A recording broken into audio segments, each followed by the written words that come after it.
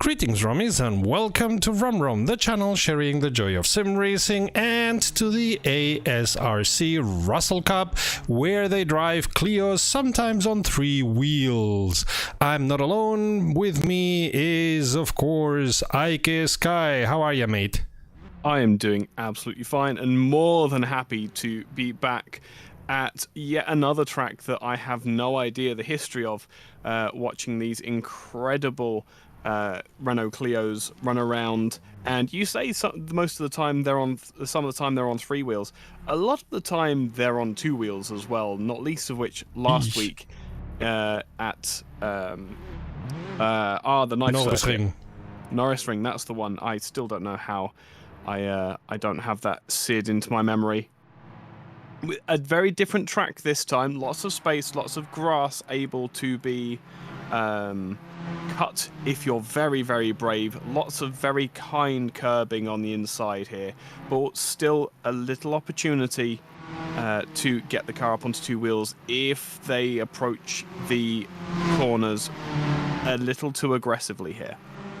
If I understand correctly, Tor Poznan normally doesn't see cars. It's a track that sees bikes driving, so using a sim is the only way that cars go on Poznan, as far as I understood. So the Renault Clio Cup cars have actually been here. Okay. It is still a live circuit. Last year, give me a second, I am using the Googles. The grade 3 license, that's why. So the grade 3 license for Poznan actually expired this year at the 4th of April. Oh. So that may well be, well, I hope it's not the end. I hope that's not what we're witnessing in real time for the first time here. But just to give you an idea of the times that we're aiming for in real life, the fastest lap time or the fastest race lap that we've seen from the Renault Clio Cup cars here at Tor Poznan, as it is known, is a 1:45.735, and that was by Erik Bertilsson in the 2021 iteration of the Renault Clio Cup. What did you say? 1 minute 45.735. 1:45. Okay. Yeah. Okay.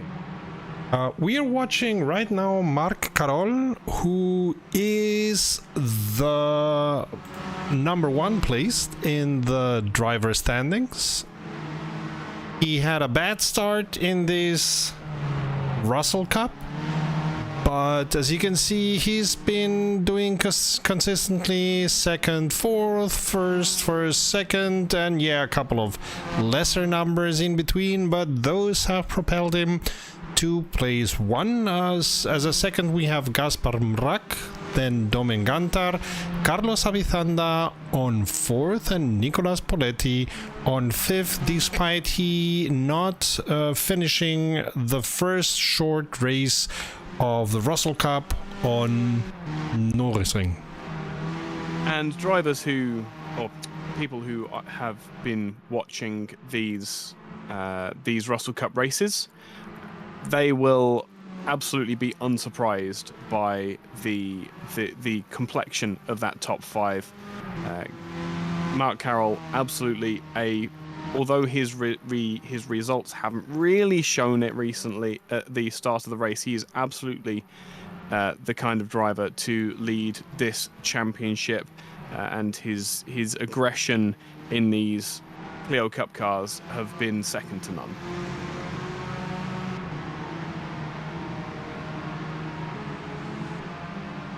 I had something to say and now I just drew a blank. I'm so sorry. No, it's not your problem. I'm just checking that all the streams are working perfectly, and therefore I lost track of my thoughts. See, I'm still trying to get the timing screens up and running well. As I've recently found out, Studio 397, if you are watching, I found out last week that the reason why I was having issues with broadcasting was because of the tower. For whatever reason, true. Yeah, you said the tower in the race graphics, let's say, which would allow me to broadcast rFactor 2, much like CERTA is now.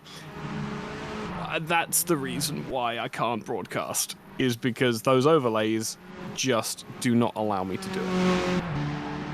What that does mean is that as long as I don't have those up, then we can still watch together, which is fantastic. By the way, thanks rFactor 2. No surprise here.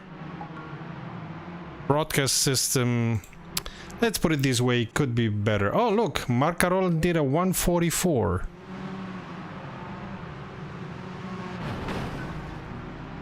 Yes, I was going to say these are qualifying times. We expect these times to be quick. Mark Carroll with that 44.018, absolutely astonishing. But Gasper Mack also hot in the hunt for that pole position.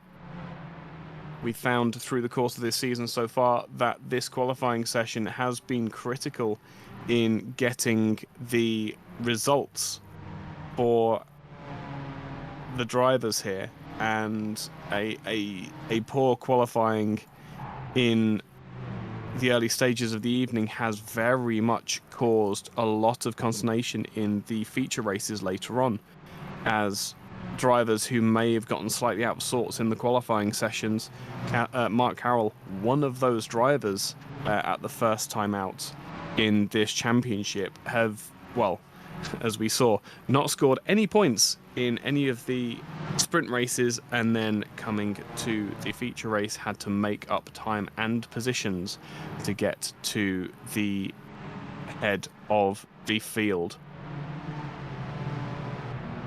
Oh, for anybody who may be watching who doesn't know how these races are done, do you want to tell or shall I?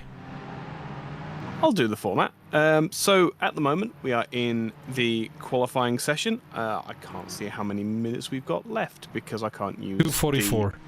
2:44. So 3 minutes, just under 3 minutes remaining in this qualifying session. This will set the grid for the 25-minute feature race, a time certain race. Before that, however, there will be 2 sprint races of 5 laps each.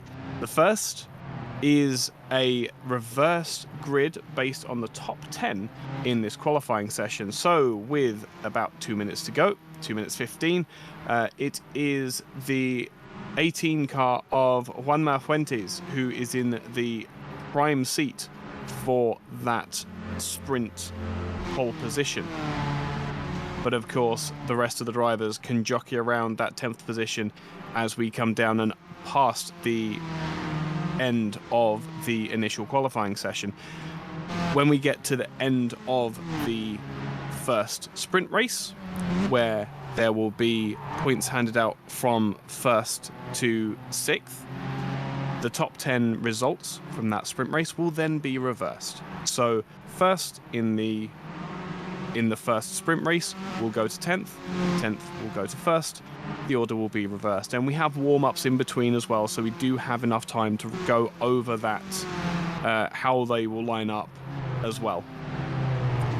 Then, obviously, once we've completed those 2 sprint races, we go on to the feature race, which is very specifically what this qualifying is setting and what Mark Carroll is hoping to stay in that provisional pole position for, as he will be able to take 25 points home from that feature race versus the 7 in the sprint races. I think that about sums it up.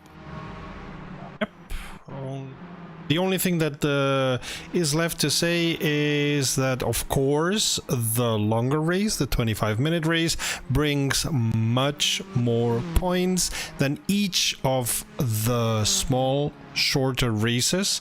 So you want to win in all three. Of course, that's not gonna be easy, but it's always the better solution to win in the long race than to win in one of the shorter races and then be out of points or very low on points in the long race. Absolutely. We did speculate about how drivers may try and use tactics or use a sandbag ever so slight in these qualifying sessions to potentially gain better points. I don't think we've seen that in this season so far. Drivers are very much pushing for that overall victory in the feature race, and we did also see through the first few rounds of the championship, chaos is the wrong word for sure, but there is a lot of aggression and a lot of I need to get to the first position in the sprint races that causes incidents, let's say. Very, very exciting incidents, but incidents nonetheless. And that is, of course, something we don't like to see, but we do accept is part of racing here. And that's something that the race control doesn't like to see either. The ASRC are quite strict in their penalties and dishing out penalties, which normally happens after the race. During the race, the only penalties that are given are the automatic ones by rFactor 2. But after the race, they look at any incident that has been and dish out penalties. And if you are above a certain threshold, I think it's 12 points, 12 penalty points, you're not allowed to race. And again, it's a frustrating, it can be frustrating, but at the same time, it's totally understandable that ASRC would enforce those penalty points. It's very difficult to have exciting and clean races when the drivers are knocking 5 bells out of each other. But simultaneously, you want to have them running close, and as we've discussed prior, rFactor 2 is absolutely the sim to make that happen. We just need them to not be too far down that scale. And interestingly enough, Marc Carol is not going to be on pole position for the feature race. He's going to be on second, with Gaspar Mrak being the first. And as you can see in the driver standings, in the overall driver standings, there's a good reason why these two are duking it out. Gaspar being number 2 and Marc Carol being number 1. Gaspar having won the feature race at Nürburgring. And with that qualifying session over very, very quickly there as well. A lot of drivers seeming as though they have got the best out of their cars. We move into the first warm-up session, where you would think that the drivers would use this time to have a breath, refill their drinks, make sure that everything is up to scratch. But no, a lot of the drivers will get back out on track and get more track time. Every lap that you are circulating here is another lap that another lap of experience to be able to be used during the race, possibly as an advantage, possibly to make sure that that corner that you weren't quite sure how much you could push, you find out how much you can actually push through that corner before you start hurting your lap or indeed your car.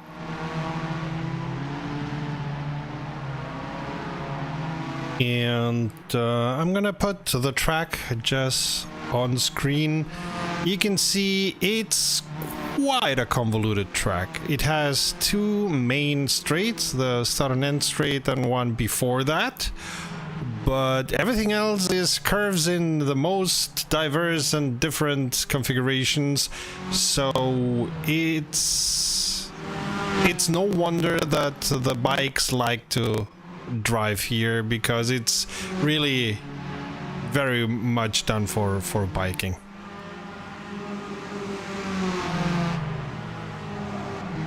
Just riding on board with one of the drivers, and trying to get. It is a very, very wide circuit. It's a very different kind of track to what we've had so far. That was Cuba getting very, very brave up the karting end of the circuit. But it's a very wide open circuit. It has shades of Silverstone in the early sectors, but then kind of falls away into a very tight and twisty, almost Alton Park without the tree cover encroaching on the track. So open back up again in Sector 3 and bring us back to a very wide and fast circuit in the end. It's going to be a very interesting drive. Not a lot of braking zones for the drivers to outbrake each other on. This is going to be a very difficult track to overtake on, I would suggest. If Really? anyone can do it, it's going to be these Clio Cup drivers, yeah. But I mean, it's wide enough to support a lot of fights. But you mean because of all the... Whoa! I'm watching Raúl Silvestre and he got his car... Well, on zero tires because he was jumping around. Did not lose control, but that was interesting to see. So you mean because of all the corners, it's gonna be difficult to overtake? I think a lot of these sections are going to be one line only. With rFactor 2, you can push up to the limit and beyond, and still get speed from the car. I think that we will see overtaking. I think that the passes are going to be very, very daring through the course of these 3 races tonight. Spectacular to watch, but a lot more risk of thrills and spills through the course of the race as well.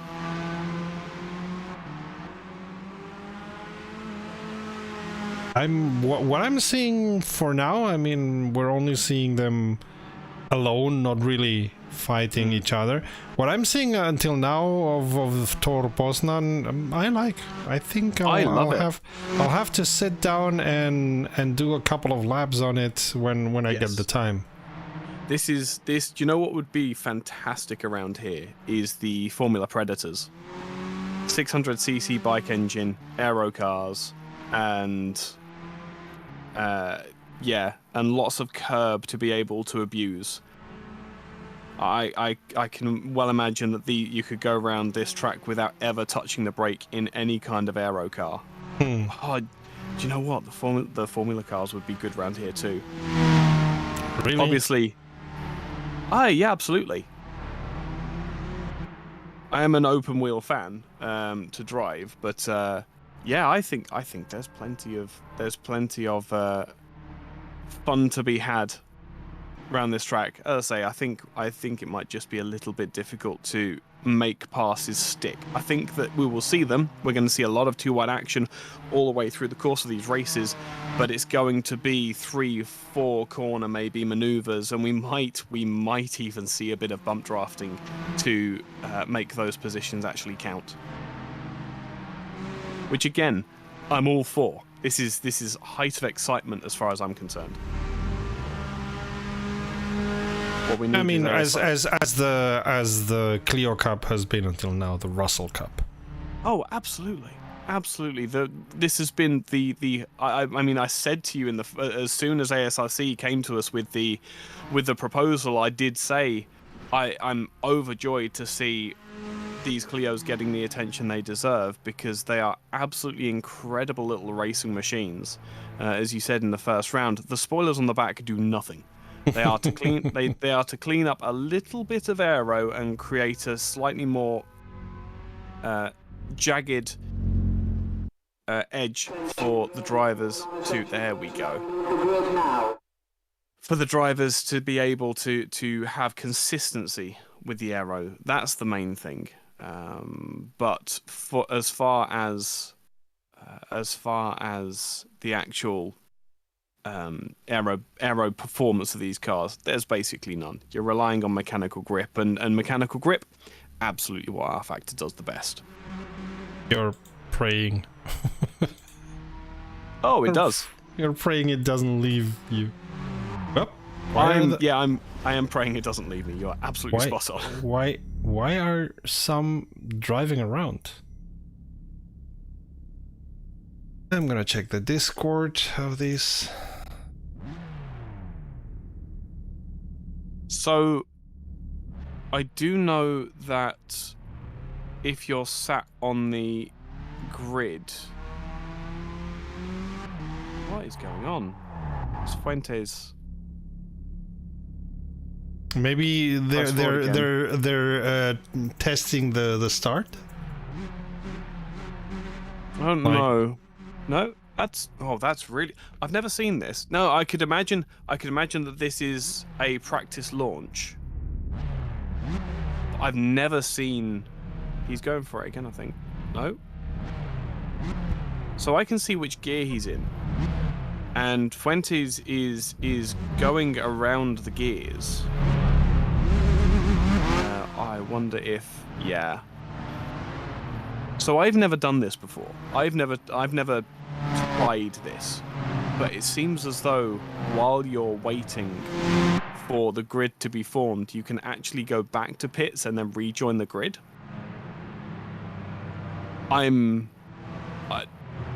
Next time I'm in any kind of online race, I'm gonna have to try that because I've never seen that before myself. So what exactly? You're talking in riddles for me right now. I'm sorry. So it could be. So what I would suggest is that Fuentes was testing his race launch, but I've never seen anybody do that successfully whilst waiting on the grid. If this is functionality that you can use, I've never seen it before. Yeah, you wouldn't normally get a penalty by rFactor 2, right? Mm-hmm. Yes, exactly. Unless, of course, while you're in the warm-up, if you go back to the pits, you don't get a penalty. Going back to the pits, which is what he was doing, he was escaping to the pits and then rejoining the grid. But again, I've never seen it, so I've never seen that before.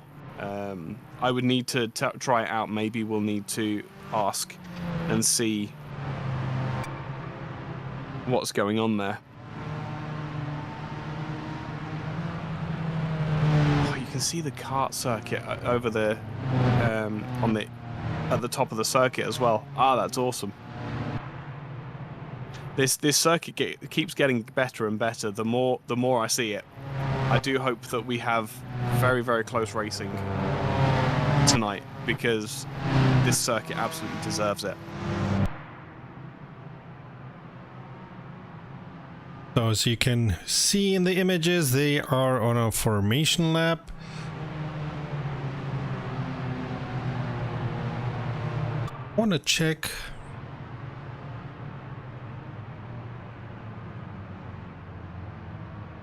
How long this track is.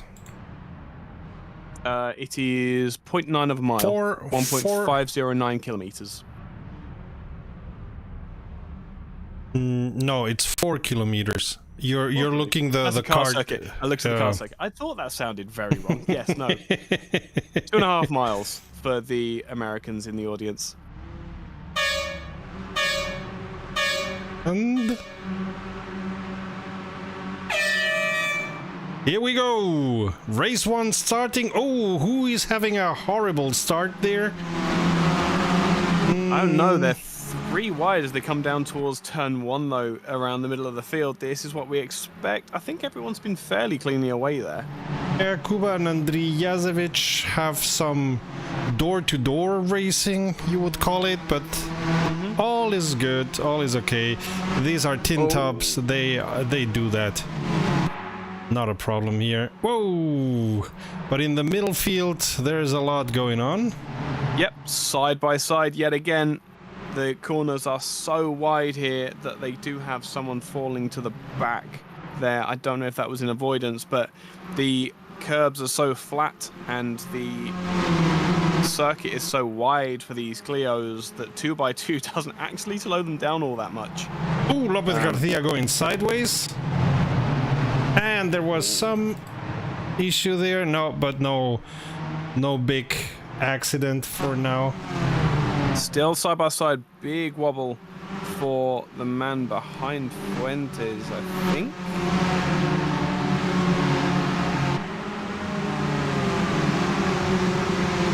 Yeah, so number 1 car gets to the inside this time, but was wild and wacky around the outside from the previous corner. Makes the position though. Lots of interesting racing up and down. They finally fall almost into single file. A couple of drivers getting a decent drive, and it all goes haywire again as that is the yellow car didn't catch the number on the inside onto the start-finish straight, and 3 wide they go.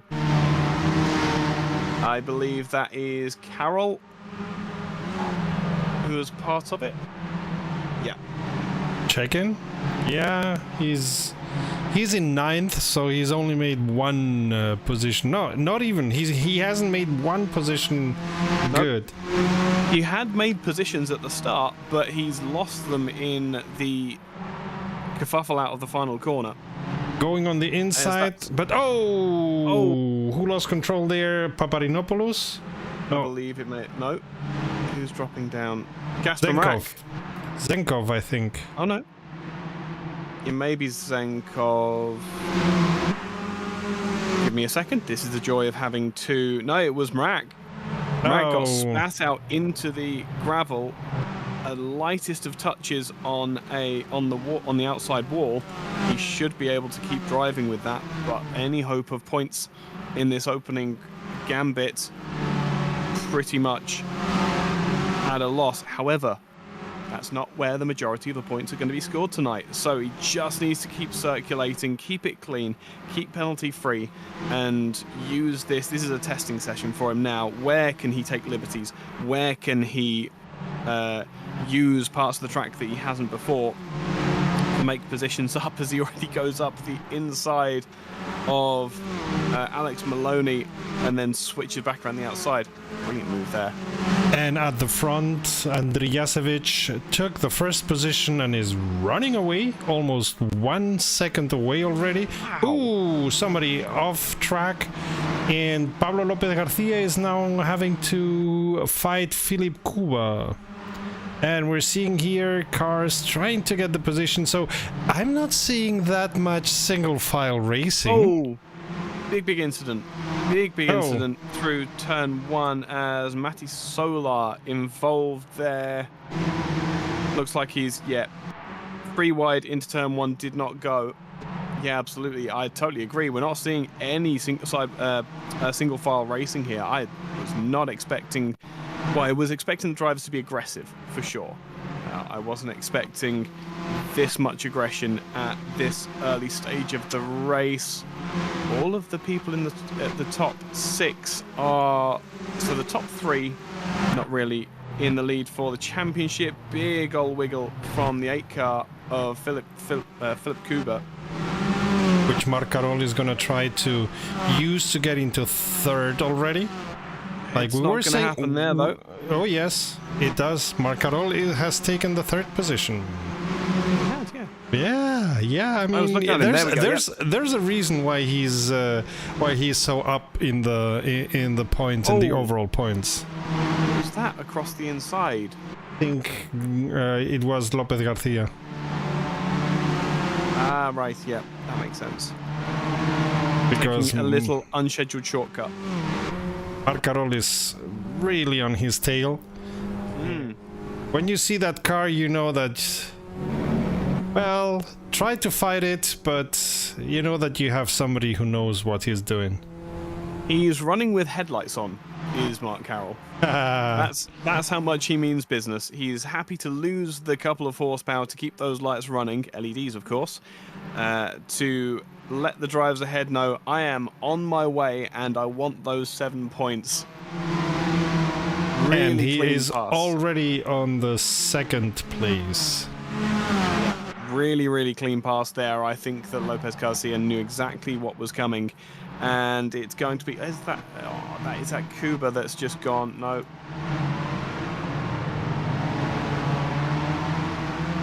Someone is just rejoining further down the field. Oh, there's two people have got it really wrong there. Oh, Gaspar Mrak goes offline, like really off track. Ooh, the way they are rejoining is not good at all. I mean, no problems, but it was like, hey, I'm going on a straight line, and brakes are for sissies. Yes, absolutely. Heavens.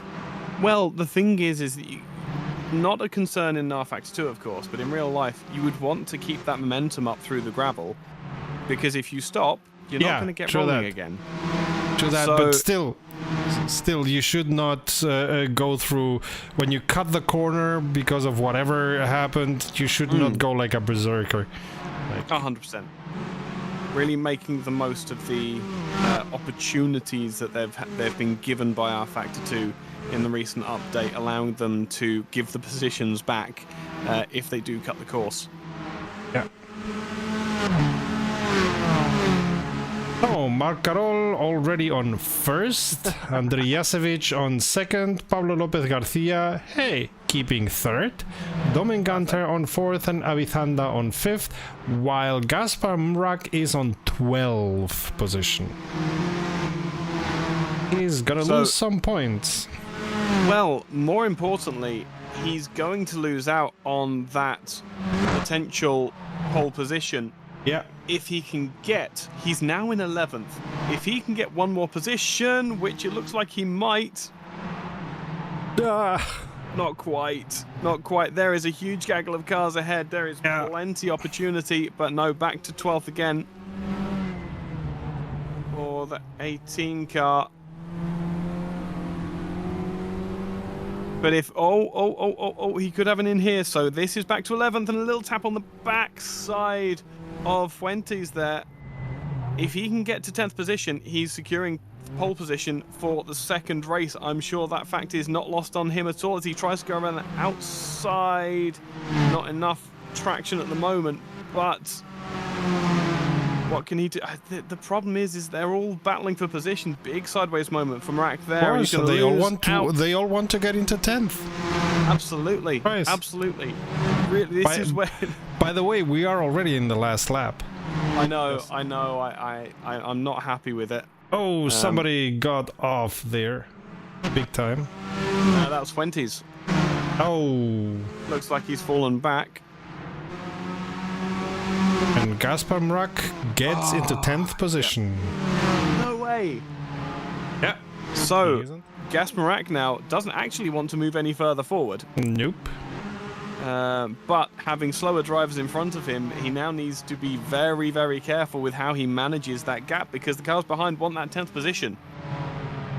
Right, so we have finished the first race, and we have Marc Carol on first, Andrei Jasevic on second, Gunter on third, Lopez Garcia on fourth, Avizanda on fifth, Kuba on sixth, Sancho on seventh, Poletti on eighth, Kowalski on ninth, and Gaspar Mrak on 10th.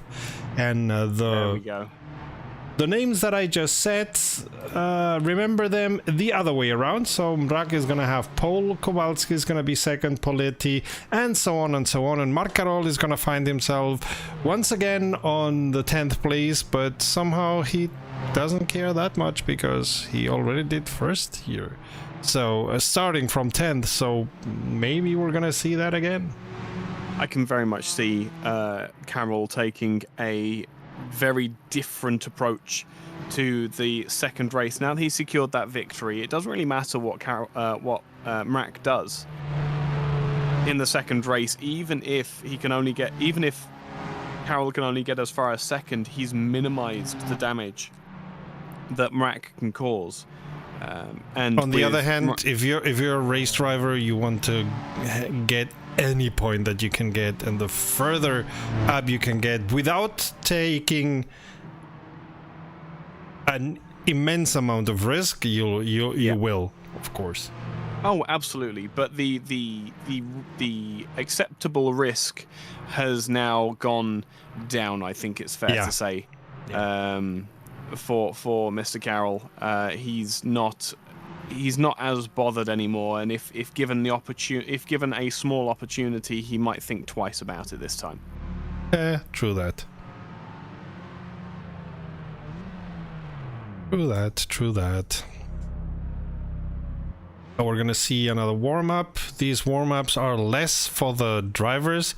There's a car.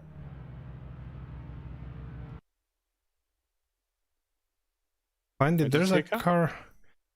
There's a car on two wheels, but on the two front wheels. Now the server went into warm-up. Yep. And this warm-up is more for the server, for race control to set up the server correctly with the reverse grid than for the drivers. But hey, the drivers take it. And who do we have out there? Raul Silvestre. I think he's training to get the start right. It looks like it, yeah. Judging by what he's doing, yeah. Which is always a good idea. If there's something that I see not many people training right, and they should, is starts and pit stops. So I have the what you would consider the in-game overlay. And what I'm seeing from Raul at the moment is very much the fine-tuning of a clutch bite point. So I have a feeling that he might have either some kind of paddle or a button layout that is allowing him to essentially give himself launch control. There's a couple of rims out there that do that. I think Fanatic have a rim that has a very the McLaren rim. I think the new the version 3 of that I think has it. I think the version 2 had it as well. Okay. It's one of the absolute killer features of that rim is that it is very light. It's very it's what a lot of the reviewers when it came out said it felt cheap. But with that cheapness comes a level of definition that a lot of the heavier wheels can't transmit from the wheel to your hands. So there's a lot to like about the McLaren V2 rim, and I'm sure the V3 is going to be a massive improvement on it as well. Isn't it out already, the V3? I will ask the Google.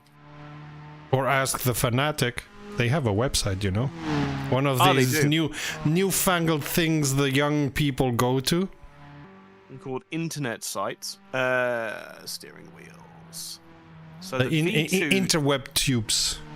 Interweb tubes, they're the ones, yeah. So it's still V2? Okay, I think it's still V2. Then I just saw them announcing the V3 and thought that it was that they were announcing that it was out. Okay. Either way, yes, V2, very, very nice wheel. Oh, yeah. There is also the other thing that you could do, which is make your own. Something which, if I ever get time, I am going to start trying to make content on designing and making your own wheels, because that is such a tinkerer's passion project of mine. And there's a whole community out there of people who do their own wheels. Even wheels that are strong enough to be used with DD bases. Yeah, absolutely. And again, it all comes down to the construction and how essentially how much material you put into it. There's a lot of wheels which there's a lot of wheels which seem to use a metal backplate with plastic built over it, and I'm still trying to find someone in the local area who's willing to indulge my passion, my desire to build that. The only part that is CNC'd on those 3D printed wheels normally, yeah. Yeah, absolutely. But having built an entirely 3D printed wheel, it's definitely gotten my eye in, and I'm very, very desperate. Well, it's one of the things I think I've said to you directly already. One of the things that I want to go to Sim Racing Expo about is essentially get the electronic engineer's perspective on sim racing wheels and ask some very, very difficult questions of people who probably don't know the answer. We're gonna lose you to the engineers talking resistors and whatnot, and oh no, Cody and I will try to have important journalistic conversations, and you're gonna be saying, oh yeah, but we have 3 milliamperes here, maybe if we turn it around we can, yeah.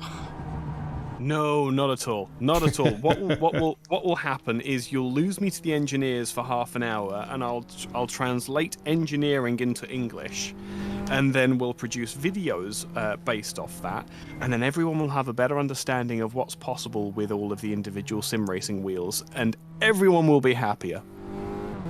That's a good way, a good thing to strive for. Yes, I have a theory. What is mine? Which I know for a fact that I've said to you directly before. I have a theory that ASRC are actually using a generic USB interface on their quick release, which will mean that if you can get a generic USB controller, again, this will be expanded on further in a video if I can get it confirmed. If you can get a generic USB controller, you may well be able to design and build your own wheel and then attach it to your ASRC base. It won't recognize the wheel, but it'll still work. We'll wait and see. We'll have to see. Yes, I'm very excited. And I think ASRC are quite open to the idea of third-party wheels. So. Yes, they did make a very firm commitment to allowing third parties to use their hardware, their IP basically. And I'm going to personally hold them to that and see if there's a way for us to be able to make those ourselves. I am going to be, because the quote unquote benchmark, as far as that's concerned at the moment, is Fanatec with their universal hubs.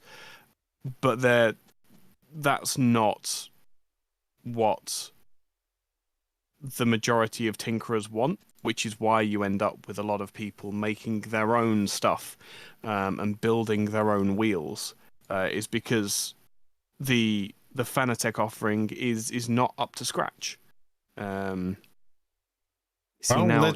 Let's see if they bring the new QR before the SRE.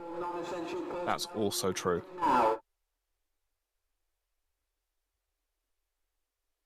Right, we are out to start the second 5-lap race. Mrak on first, Kowalski on second, Poletti on third, Sancho on fourth, Kuba on fifth, Abithanda on sixth, Lopez Garcia on seventh, Kantar on eighth, Andrijasevic ninth, and Karol on 10. Let's see how long it takes them all to change that. Keep an eye on 10th place. It's going to change a lot over the course of this race. But there are other drivers as well who are very much out of place considering their true pace. And of course, Papadopoulos in last place, having retired from the previous round, very much looking to redeem himself in this second round race of the evening as well.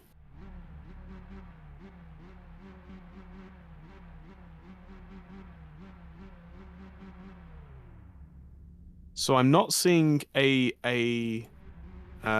from Acertech. I don't see their universal hub at the moment.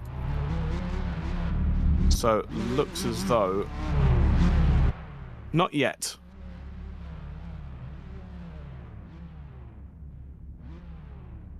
We can ask them. Oh, we will ask them. Patience with all of them. Oh. So Yes, we are absolutely. starting the setup lap, so to speak. Some other drivers have learned that there are lights on these Clios and have put them on. Trying to unnerve anybody who is in front of them. That's it. And another thing that it does also allow you to do is set your flasher in the more distracting of the positions.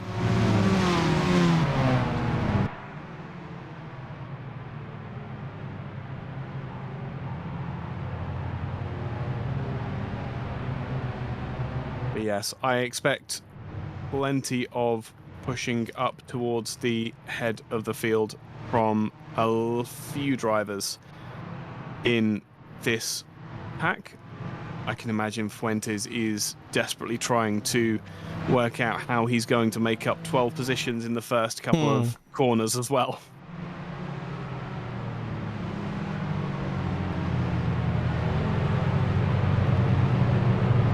And Mrak hoping that he can keep that position and that Marc Carol for some reason does not make any points, because then that would put him in a good position for the final race.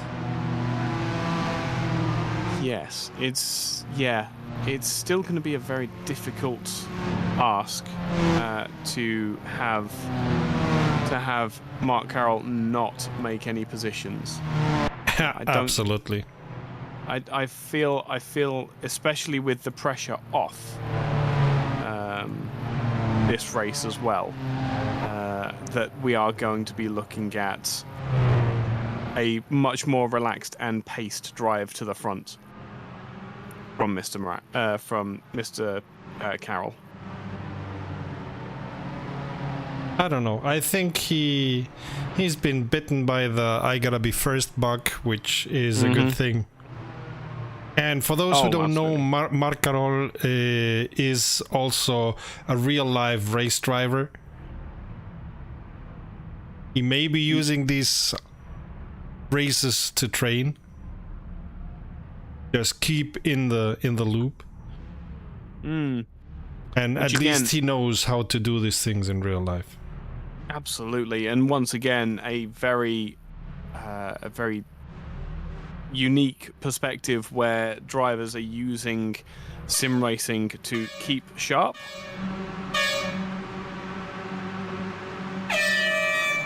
And away we go for the second short race. Rak keeps on first position, but Poletti and Kowalski are already trying to find places. Carroll being pushed to the inside by the 15 of Sancho. 3 wide, they'll go through turn 1. And nudging is what's happening here. Thank goodness. Carroll on 7th already. Yep, but on the outside as they come down in towards turn 3, but gets the better braking, and all of a sudden it goes awry in front. 91 car is going to lose out, and suddenly it is Carroll into the points. In 5th already. Oh my goodness. Thank goodness. You were saying about Carroll taking it easy? Do you know what? That was very much, he's using his level head. He hadn't actually made an aggressive move yet. This is the first aggressive move that he's made. And again, safe. It's a safe move that he's made. Yeah, whoa, who went there off track? That looks like, Andrea Sevic in the but it looked somehow as if his controller lost connection or something like that. 11 car. So the 11 car went. Give me just a second.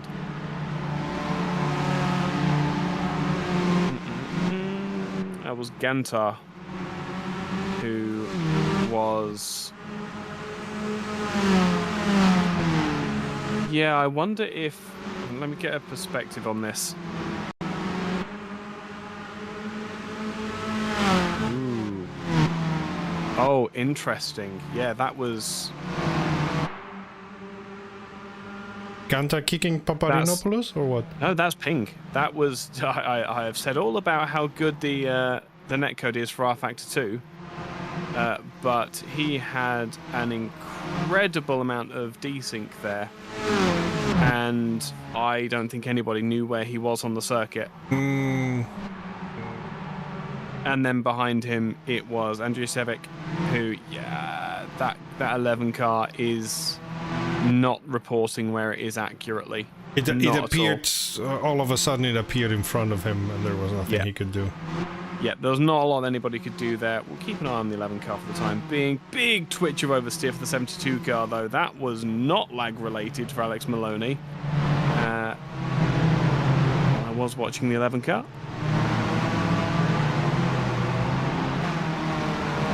At the front, things have calmed, so to speak. First, second, third, and fourth, Mrak, Kowalski, Poletti, Karol are kinda settling in, which is a lot to say for a 5-lap race. What we're watching now is Cuba, Sancho, Abizanda, Silvestre, and Solar trying to fight. Oh, and Sancho goes off. I didn't see how it happened. This is the reason why we have replays. Oh, that's a really unsafe rejoin on the 27 car as well. Let's just have a look back and see how that happened. He looked like he's on his own. Gets the drive up towards... Oh, he lost it on the curb.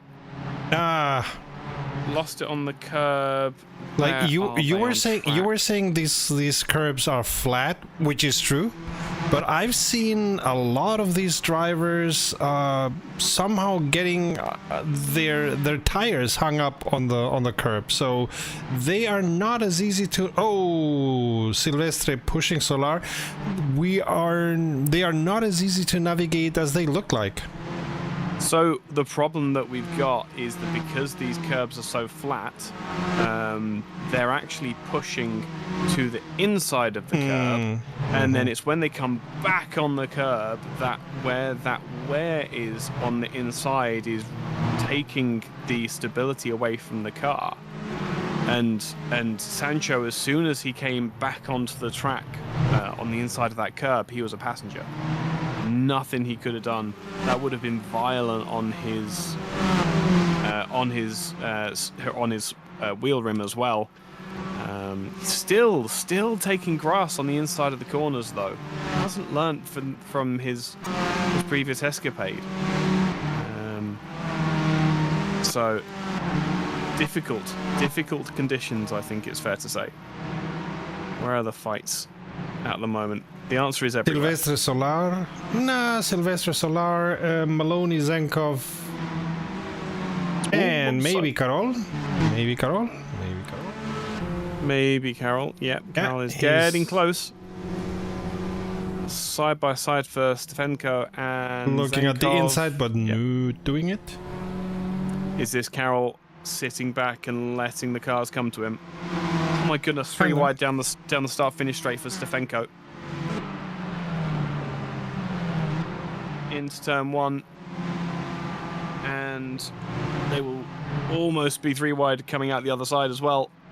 And they survived it. They did. I think the number 2 car of Stefenko will lose out, absolutely, from that fight. But the 2 cars ahead of Lopez Garcia and Braud still side by side.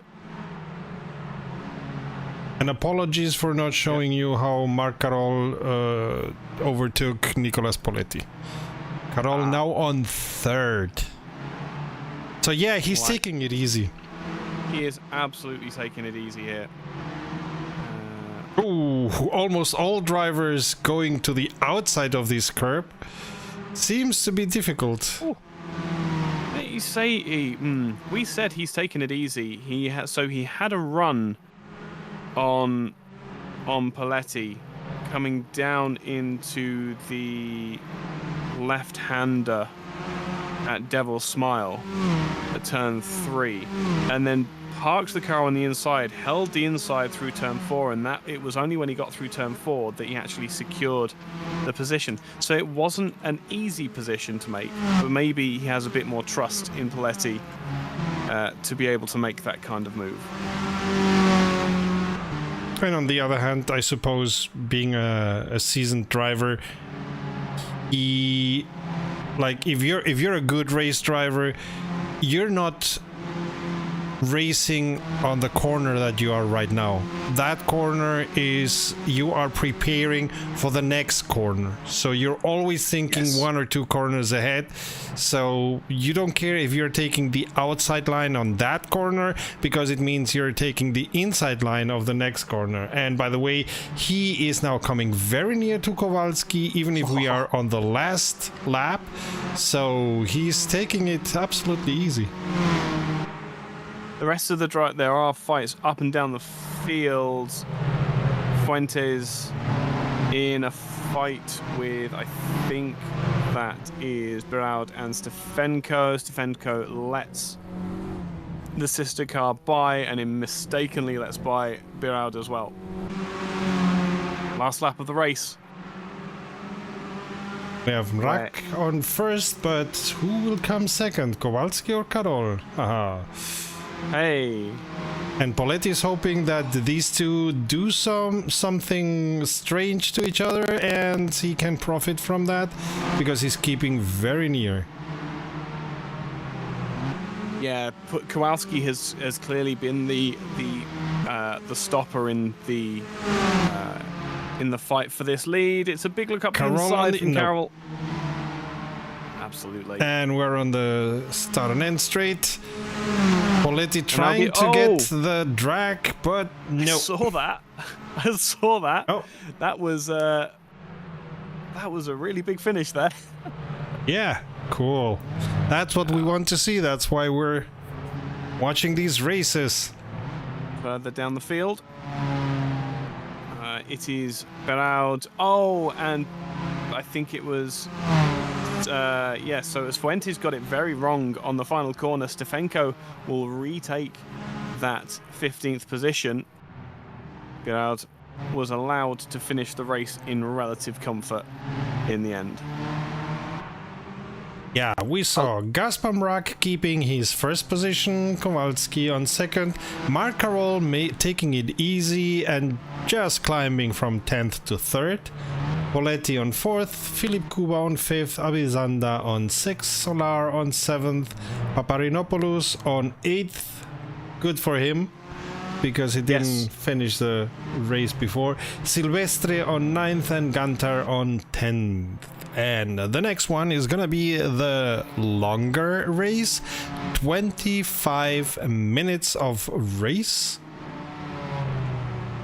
Yes, and as far as the championship is concerned, Mrak and Carroll almost sitting level. Carroll has that slight advantage because of his 3rd place in this race, but what can Mrak do? He set the fastest qualifying lap time, so clearly has the pace tonight at Tor Poznan. But can he hold off the intentions of Marc Carroll for a whole 25 minutes? It's a big ask.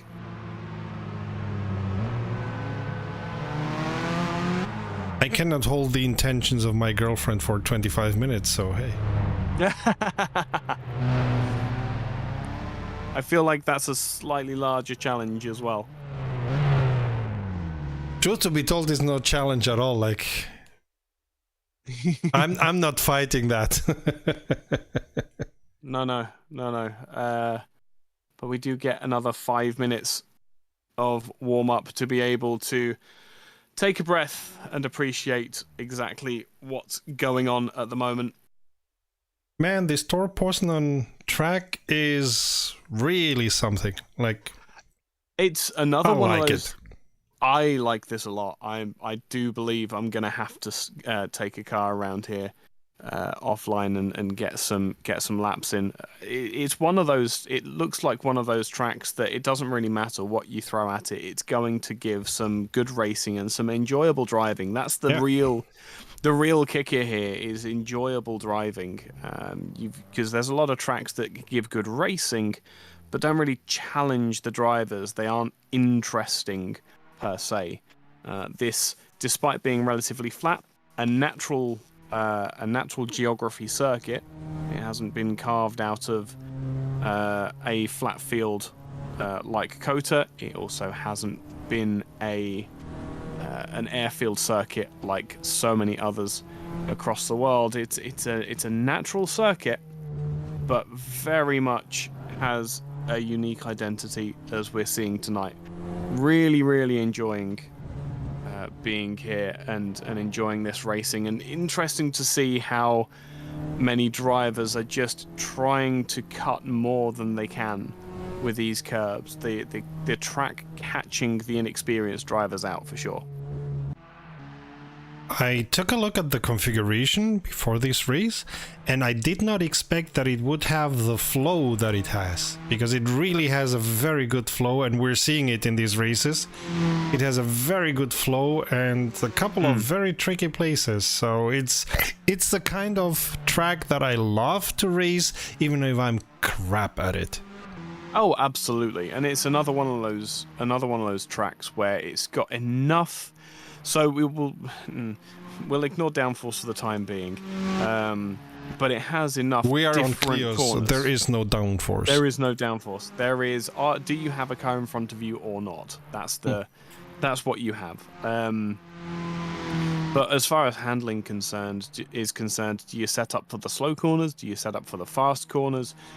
What are you going to prioritize here? Because if you don't set up for the slower corners, you're going to be vulnerable at one of the easier overtaking points. But if you don't set up for the faster corners, following each mid-speed corner, as we see Andrusevich come around the final corner, there's a long straight after it, and turn 1-2, a long right-hander followed by the kink at turn 2. So a lot of the fastest corners have long straights after them. 13 as well, where it's just a simple left-right kink where you need that high-speed stability. You don't want to be getting on the brakes really as you come down that back straight towards 14. But you also need to be very careful not to sacrifice those high-speed corners for the sake of the low-speed corners where you're not going to be making that many positions anyway. So really interesting track, really interesting, a unique identity as well. I'm liking this a lot. Yeah. Also doesn't hurt that it looks ever so slightly like Deep Forest from Gran Turismo, which is another one of my absolute favorite tracks.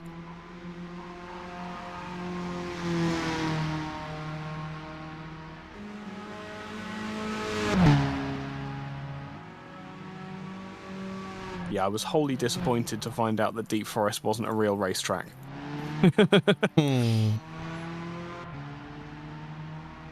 And also that it isn't reproduced in rFactor 2. I don't know about Assetto Corsa, actually. I think there is. Yes, it is. It Really? is because ACE uses that one. Does it? Oh, well, now I really need to get involved with ACE. Oh, boy. Oh, boy. Either that or Polyphony. Bring Gran Turismo to PC.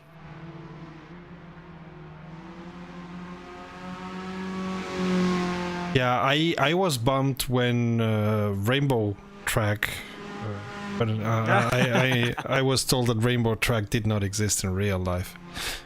Yeah, that's. I'm glad that doesn't exist, because that implies the all of the Super Mario monsters exist as well, which I'm okay with not existing. Yeah, it was very strange. The first time that I went kart racing with friends, they had a problem with me having so many bumps. Were they not asking why you had banana peels? And what's with those turtles? Why do you have turtles and why is one of them painted red? Imagine that, poor beasts. Oh no, it's the fastest they've ever travelled. When they get thrown. We're not talking about animal cruelty. We're talking about Mario Kart. I had a very interesting conversation about creating slightly larger carts. Actually, these would be the formula that I have in mind would be perfect around here. Using standard motorbike drivetrains hooked up to what are essentially slightly larger go-kart chassis with mini wheels. So you take mini hubs and just off-the-shelf mini wheels, and take that around a track like this would be absolutely phenomenal.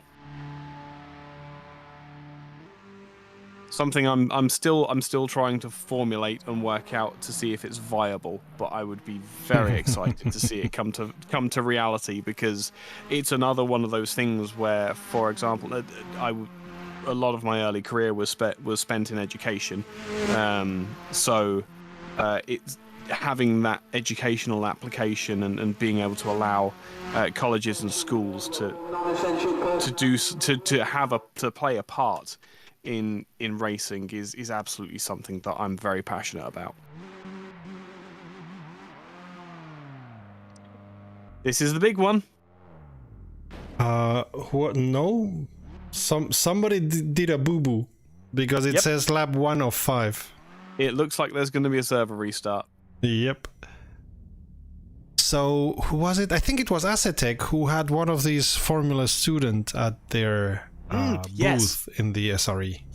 Yeah, absolutely. But then again, Formula students a little bit too advanced for what I want, what I'm trying to do. As I say, the Formula students are very much aerodynamic exercises. I want mine to be a mechanical one. So the chassis will be it'll be restricted to, like, you can use plastic, like polycarbonate, and fiberglass and steel, and that's all you can do. Yeah, like, everyone was fascinated by the Mercedeses and the BMWs and whatnot that they had on some of the booths. I spent most of the time taking a good look at that Formula student. Oh, absolutely. They are absolutely wonderful pieces of kit, and if I remember correctly, actually do use ground effect, like the current Formula 1 cars, to achieve some of their downforce. I would have to look it up. I had a long conversation with the students that were there, because they were excellent. They I suppose that ASRC brought them with them, and they were just chatting with people who were interested, and it was great. They had some parts just added to that and put with zip lines in there, because they noticed at the last minute that they could not make it work the way that they wanted, so they had to put it outside of the car and so on. That's it. It was lots of fun. Yes, they do use ground effect. It is what I was thinking of. Yeah, absolutely beautiful pieces of kit. But again, way too advanced. You need to take all the wings off. But you need to take all the wings off for what I want to make.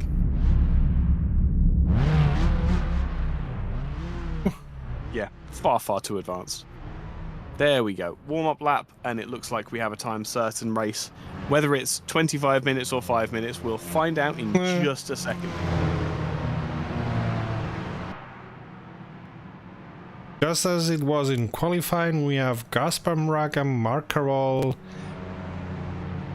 one after the other, so that's gonna be interesting, because this is where the big points are. Yep, I can't see Mrak giving up that lead position. I also can't see Carroll fighting too hard for the position. I think this is going to be a psychological warfare kind of race, with Mrak trying to defend and Carroll more trying to apply pressure than necessarily trying to overtake. You can already see Mrak very keen to get around to the starting grid. He needs to be careful. He's going to lose a lot of temperature in his tyres. Really, really critical to keep some heat in the carcass of the tyre here to make sure that he gets a good enough getaway from the start line. If I were Carroll as well, I would be trying to hang back a little bit and see if I could try and... There we go, like he is. Hang back to the maximum distance that I possibly can. Get as much heat in my tyres and brakes to make sure that I have everything nice and toasty, ready to be sat for a few seconds while the rest of the grid forms up.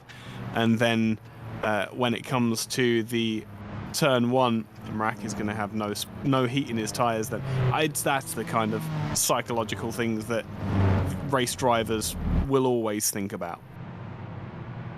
Yeah, but you cannot fall too much back because rFactor 2 is going to start protesting. Get nearer, get nearer, get nearer. And you're like, yeah, okay, leave me alone.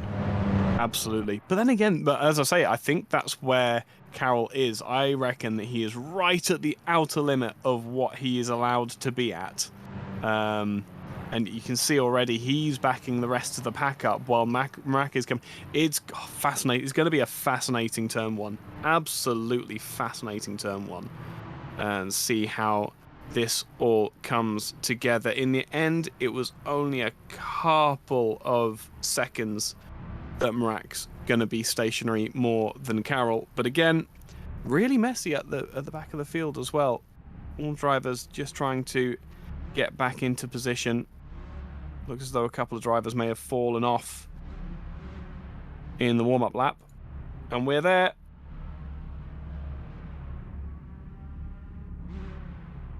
I think.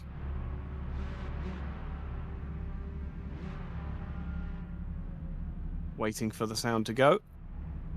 Oh, there's one coming at the back. I'm coming. Someone lost it. Someone lost in a big way. So all of that work that was done. Who was it that did that? Looks like it was outside the top 10. There we go. Take a breath. It's going to be the last one you take for 25 minutes. And we're on. Mrak has a good start, closes the door on Carroll directly, of course. I would do so too. Yeah, absolutely. You don't want to take any chances. Regardless of the launch that you get, you want to get across the inside as they are pushing each other around the first corner. A little bit of bumping and swerving, and that is a black and yellow car off in the back of the field. Who is that? Carroll already looking at the inside. Oh. Fuentes pushed to the outside. Oh, Gets and shoved another to the driver. outside, and Kowalski. Oops, yeah. And Kowalski takes the second position. Oh my! I think that's the first time we've seen Carroll lose a position in tonight. Yeah, let's see how long he needs to recoup that position. Yes. For not the first time, we're going to see the front-wheel drive nature of these cars come to the fore as Matti Solar gets to the inside of the 27 of Savalyev, and comes off the worst because that front-wheel drive is far stronger than the back end of the Clio, which is normally set up to be as unstable as possible. Kowalski, my goodness. Trying to find a hole, trying to get on first. Bumper really to bumper racing. Really important there that Mrak got back over to the racing line there, because it's going to be no pushing. It's going to be 3 wide for the lead. 3 wide. So Mrak Evans. is going to come out of here in the lead for sure. He has the apex, but who will come out on the other side? Oh, they're all pushing so Kowalski close. takes the first position for now. And they're still 3 wide. Kowalski has the all clear to move to the outside. It's now 2 wide as Carroll now looks up to the inside. Oh, who could have predicted this? Poor Mrak going from first to third in the space of 2 corners. Carol for now on first. Yeah. Makes it Secures the land. position. Kowalski not letting anything unnerve him. And Mrak and Gantar on third and fourth. Once Both. again, Mrak having the team car behind is going to have a slight advantage. He can rest easy knowing that he's got a rear gunner. The 2 cars ahead absolutely do not have that luxury. A bit of a bubble over the curve for Kowalski there, trying to cut a little bit tighter than the race leader.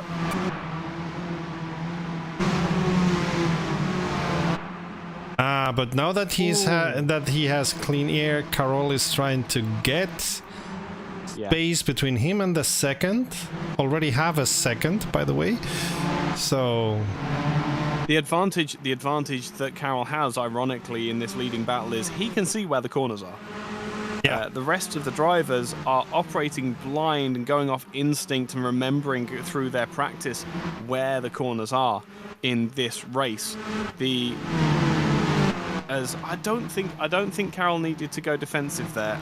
I think he has enough space. That half-second gap is going to be enough.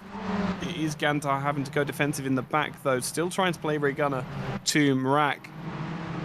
Kowalski. Now, Mrak was flashing Kowalski at the later stages of last lap, but now he's dropping back as Kowalski is pushing towards the race leader. Really big turn of space from Jakub Kowalski here.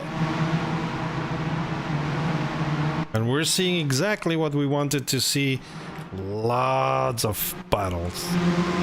Well, Everyone trying to get in there. The dashboard says that the entire field, other than 9th, 17th, 18th, and 19th, are all in a battle together. Yeah. So that's how tight it is at the moment.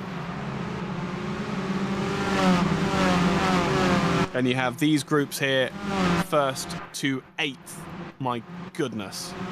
All as 1st to 6th is this leading gap. Then you've got the 2 of 7th and 8th of Papranopoulos and Sancho, and then another 2-car battle. So they're getting ever so slightly spaced out further down the field. That's good to see. Allow the drivers to run their laps and have their fights. But at the head of the field, it is all as tight as you can get still.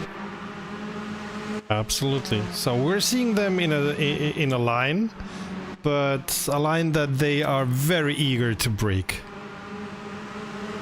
Interestingly, Kowalski now is closer than he was on the previous lap, but this time Mark doesn't feel the need to defend. I wonder if Carroll didn't get the drive off of the final corner on that previous lap, and that's why he went straight for defensive.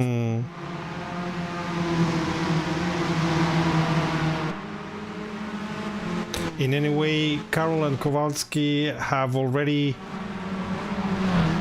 made a gap for themselves to 3rd and 4th, the both slow racing drivers of almost a second. Yeah, and again, this is one of the things. So this is what Mrak will be wanting to remedy, and what both Kowalski and Carroll will want to drive home is getting that gap to the 3rd place car, so they can fight without having the worry that, well, ironically, Mrak had when he was leading this race, of potentially losing out in the not only just one position, but 2 positions. A 1:45.374 for Mark Carroll, so right on the bubble for the lap record, 4 tenths to the good. 3 tenths to good, in fact. of the current world record. So that's how hot the pace is at the head of this field. And suddenly Mrak playing himself back into contention, given the support of Gantar behind, keeping the other 3 cars in this lead battle at bay.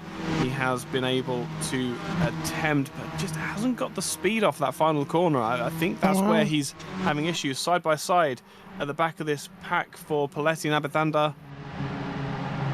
I think that was Abithanda getting to the apex first.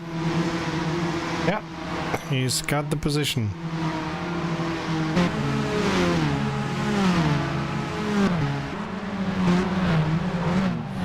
Yes, but did he have it coming out of the last? No, he didn't have it out of the last. So it was Abithanda going defensive in the first place. But he lost out after that initial.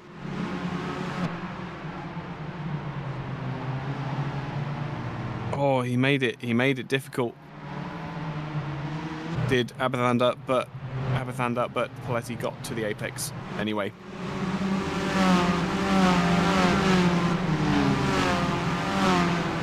So we're seeing them in one line and the positions are kept, but it's only because Kowalski is trying everything and not getting near enough to Mark Carroll, as is Kasper Mrak, of course.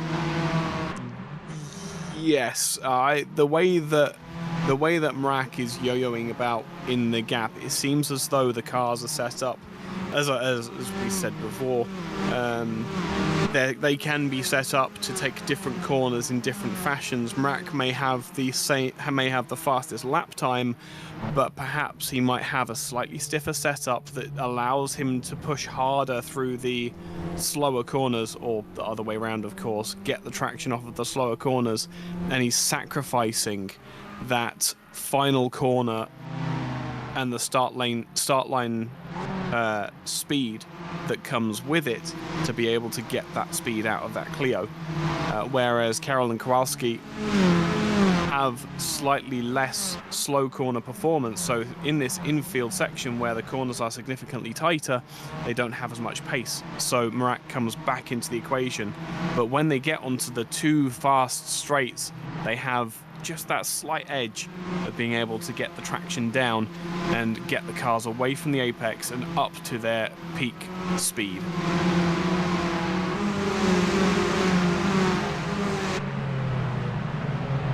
And further down, we're seeing also some nice battles like Solar and Silvestre. Gantar's getting impatient with his teammate. Yeah. And Kowalski's made a mistake. It's the tiniest of mistakes. It is the very, very tiniest of mistakes, but he did not get through turn 1 well at all and has suddenly fallen into the grasps of the slow racing duo. Now, I have no concern whatsoever with saying that Mrak will be keen to make space for his teammate as well if he can get to the side of Kowalski, slow him down. Is this the drive that he needs? There's a slight overspeed there. Will Kowalski go defensive? He's played chicken. And he will win for one more lap. My goodness, they are close now, though. Yep. Almost bumper to bumper. And Mrak flashing the lights. Not for the first time on Kowalski as well. As he looks up the inside, this could be second position into Devil's Smile. Given space by the one car as well. Making it, yeah. Now he's going to be on and the defensive. Gantar also takes the place. I absolutely believe that was strategy. Mrak wants to take Gantar anywhere he goes because he's done such a good job with keeping the rest of the field at bay. He can now focus forward, nudge on the bumper of Gantar as well. Kowalski saying, hey, not so easy.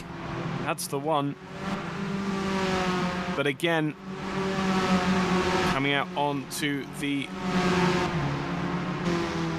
karting track, back straight. There we go, up into Oaks at turn 10. What a corner. What a series of corners these Yeah. are. Stay on board with him for just a second. Look at this. A flick left, a flick right. The parameters for error are so low here. We're up at 12, 13, 11, 12, and 13. And then onto this long back straight where any mistake that you make through any of those three corners is punished without mercy. Yep, because if you mess up one of the corners, you're gonna be messing up all the rest. Absolutely. What a fascinating race we've got here at the moment.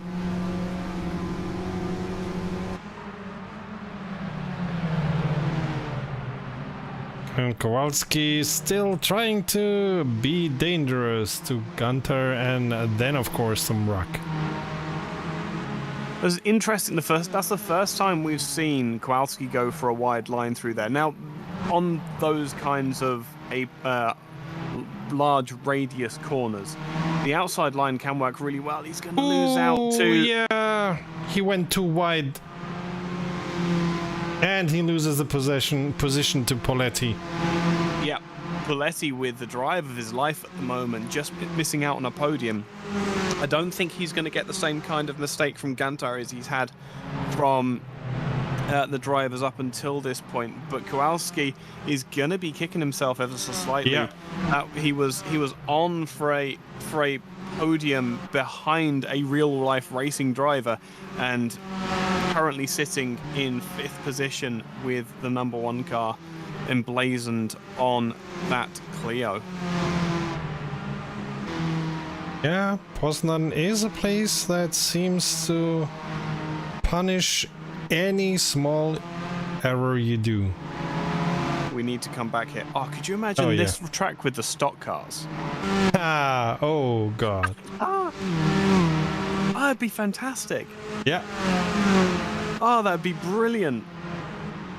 What do they have? V8s, right? I think it's V8s, yeah. I'm pretty sure it's V8s. That would be American.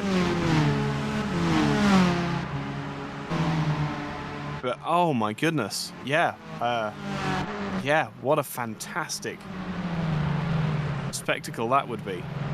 Sim racing, where you would put NASCAR not only on Le Mans but also on Tor Poznan. Well, that's a really interesting one, actually. There's word going around that because of all the modifications that they had to make to the GT3 car to get it legal to go around Le Mans, it's closer to a Chevrolet GT3 car than it is to a Chevrolet GTE car than it is to a NASCAR, which won't stop the Americans from tuning in. Yeah, absolutely, yeah. The NASCAR cars don't have any headlights or anything, so how could you run the car at night? Exactly. So absolutely makes sense, but a fantastic spectacle as well. Really great to see, and I'm sure that the Americans that watch Le Mans this year specifically to see that car will not care one iota as to how much it resembles an actual NASCAR or not. Yeah, but it's running out of competition, right? It's just show and tell. Yeah, it's in the experimental class, so it doesn't really need to be balanced against anything. It's there to show off, and again, it is there to bring the American crowd to the most international of international events. Yeah, I mean, there is a big enough group. Oh, this is going to be a big pass for Lopez Garcia. Yeah, we're well made. Watching. Well made, super tidy, getting the over-under and being able to, through turn 9, being able to cement that position. Yes, as you were saying, yeah, Le Mans is the most international of races and seems to be fairly disregarded. Oh, Nick Stepanenko? No. Somebody was the wrong way around, looking the wrong way. Meanwhile, we have only 8 minutes to go. Marc Carol seems pretty much set for the first position as he's already 2 seconds away from Gazprom Rock. 2 seconds is good. Yeah, Gazprom Rag, I don't think has anything to fear from Gunter, his partner in the team. Poletti is keeping ahead of Kowalski with a good gap to Kowalski. And Kowalski has about 2 seconds to his teammate Paparinopoulos. We have Abizanda, who is in the middle of nowhere, so to speak. 2 seconds away from Paparinopoulos and 4 seconds away from Angel Sancho. The whole gaggle of fights are now getting reduced. Maybe we're gonna see them more. That was Solar who was the wrong way. Was it Solar? Because he that's such a DNF'd. shame. Yeah. Yep. A second. I think that was an altercation as well. Eesh. Give me just a second, because this was... it's going to be another one of those things where 2 into 1 doesn't go. Oh, he was nudging. Who's that ahead of him? Zenkov. So Juanma Fuentes says that he fell through the circuit. he did. That's of course one of the bad things of sim racing, that sometimes the circuits are not well programmed. Yeah, so he was well off the circuit, and running. He ran wide, and then it looks as though he was running across the inside of the circuit and found essentially a world hole. Yikes. Way off the circuit. Again, part of modding. It's totally understandable, but not a good way to go out. Matty Solar, got into the wall, and went around a little bit further through the track, but didn't make it any further than that. And we're watching Andrijasevic trying to get the position of Angel Sancho. Excellent. Regain the position of Angel Sancho. Oh, I love that they have fixed camera points as well. My goodness, these shots look incredible. Yep. Cameras are very well set in this track. There's a couple of cameras I would put differently, but most of them are very good. Oh, absolutely. When you bear in mind how much work goes into creating these mods, essentially. The amount of skill that needs to go into not just making a track, but making a track that performs well, and doesn't cause you FPS, and then finding camera positions, and then placing spectators, and then making sure all the materials actually make sense with their behavior. Andrijasevic loses his position behind Sancho to Savelyev, and Savelyev going a little bit too wide. Oh, big lockup. Yeah. Keeps it out of the back of Saliev, of Sancho, thankfully. I love these shots. These are great.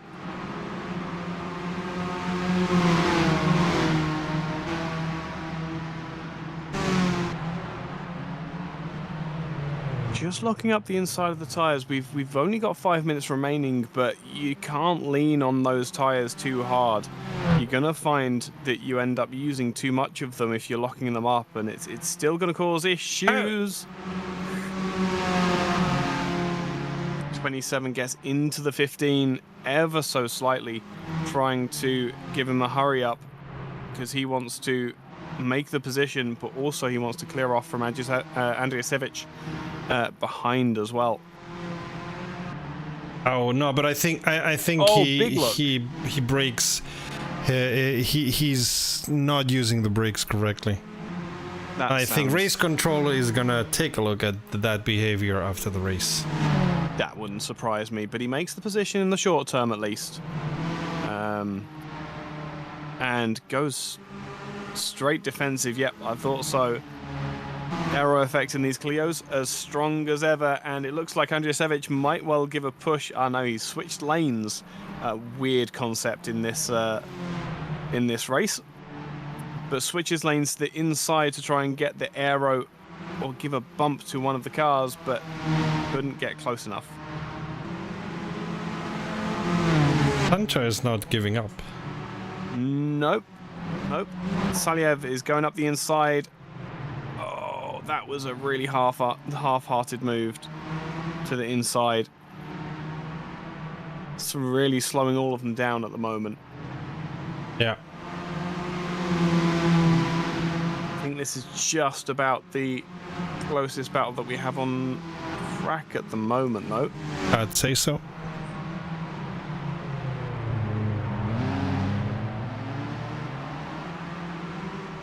And now Saliev able to just stretch his legs a little bit, and Sancho is going to fall into the clutches of Andrijasevic. Space not given. Cut the nose off of that Clio. Doesn't have to. Doesn't have to give him space. No, absolutely. As long as there's not a crash, that's the main thing. No, but Sancho going very slow on that corner.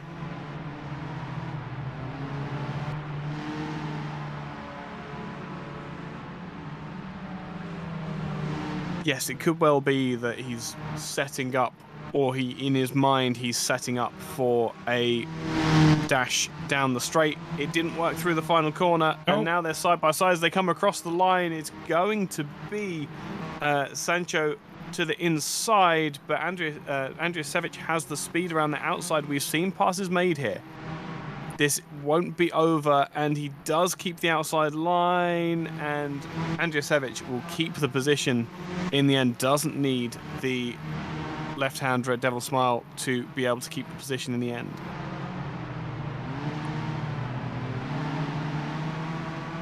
Oh, and Savelyev goes into the grass. That's going to cost him. Yep, still pushing, but I think we are about safe to... I wonder if we're going to get one more lap from the leader or not. The leader?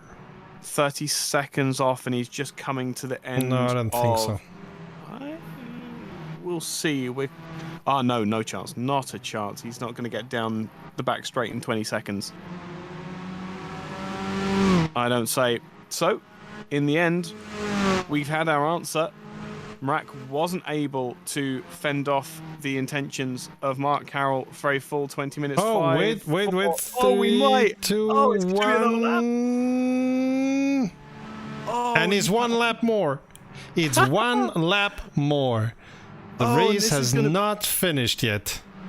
This is going to be so difficult as well for the drivers who might not have estimated this kind of pace. So it's going to be... Carroll had the space to let off. I wonder if he just wasn't not paying attention to the timer. Quite possible, yeah. You have other things in mind, you know. Oh, absolutely. Even with a 2-second lead, that's still a lot. The interesting thing is... Gunter has 8 seconds to Mrak. They're all driving slowly, aren't they? Have they all given up? No, they're still racing. Okay. No, that is just the pace of Mrak and Carroll versus the rest of the field. This is the problem, quote unquote, with traditional qualifying, is the fastest drivers at the front can drive away from the field. Obviously, we've had a lot of excitement through the course of the race, as we still have Savelyev and Sancho close in close regard. But nonetheless, I think it's fair to say we can more or less wrap up. Mark Carroll absolutely untouchable in that number 52 car, and Mrak will also cement his position in second.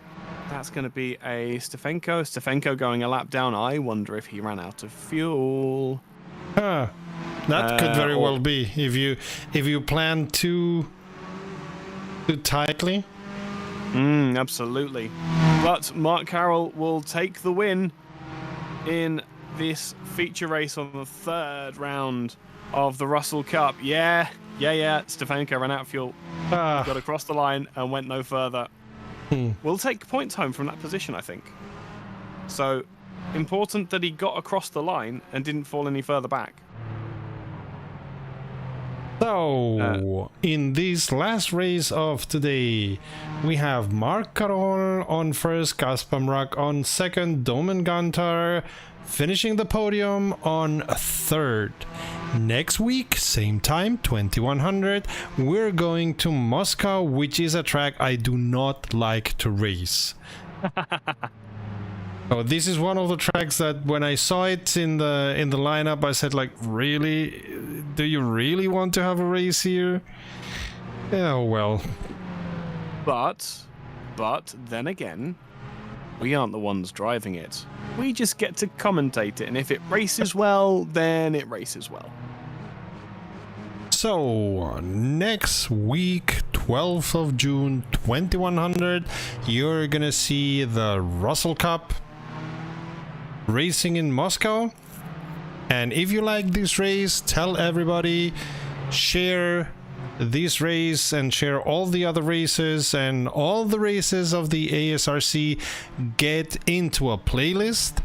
So tell everybody how much fun these races are, because the time here flies by.